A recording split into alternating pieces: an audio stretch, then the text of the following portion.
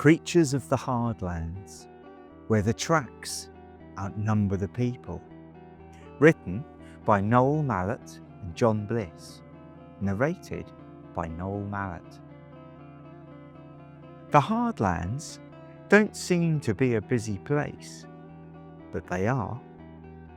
Every ridge, every dune, every hollow tells you something's passed this way. Big paws, clawed feet, hooves that don't match anything in the books. And if the wind's blowing just right, you'll hear them too. Low growls in the grasslands.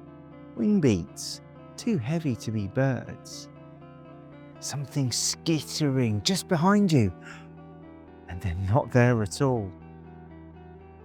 This is not a place without life, but it's a place where life keeps to itself before the wind wipes it all away.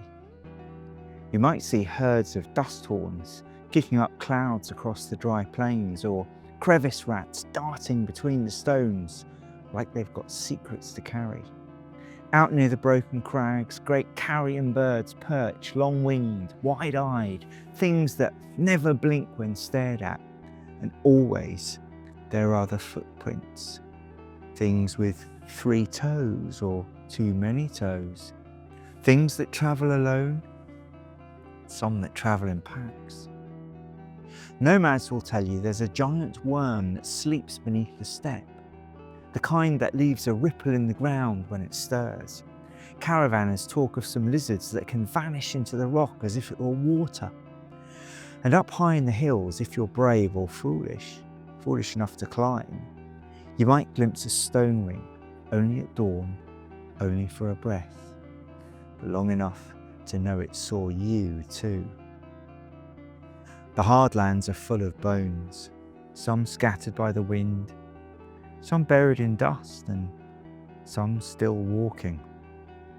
Things with tusks and teeth that scrape sparks off stone, other things that don't run unless they're chasing you, creatures that were here before the trees and might be here long after. There are no safe paths here, no mapped migrations or tidy borders, only instinct, silence, and the occasional roar that says, "You don't belong here," or "lunchtime."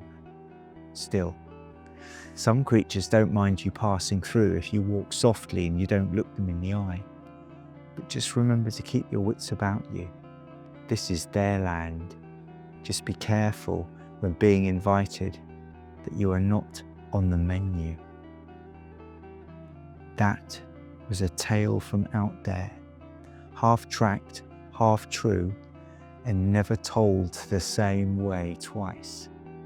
And if you're just joining us, there's a whole world to explore at Owtdare.com. You'll find maps, creatures, and even links to some illustrated storybooks if you want to take the tales with you. Sleep well, traveller. We'll see you next time.